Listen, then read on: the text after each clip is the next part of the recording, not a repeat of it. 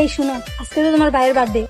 তো এই দিন এই পৃথিবীতে আরো একটি বিশিষ্ট আবালের জন্ম হয়েছিল। আস্তে আস্তে যাইবা, যা বুঝছো এটা কি করতে হবে। ও তার মানে আমরা এখন একটি সাজানো নাটক দেখবো, একটি সাজানো প্র্যাঙ্ক দেখবো, এবং আমাদের কেমন একটি ভাব করতে হবে যেন আমরা কিছুই বুঝতে পারছি না।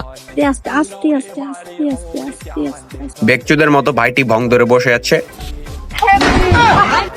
Happy birthday.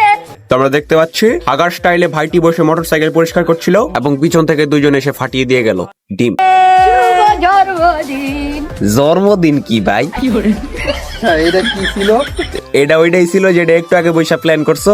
চুত মারানির ভাই, সারপ্রাইজ। তুমিও আছো এটার ভিতরে? মেয়ে জাতির ক্রাশ। এই আল্লাহ, বাইরে কি লাগিয়ে দিছে? আয় বার্থডে কে আমার না পাইয়ে। ভাই এমন জাবরামি করছো?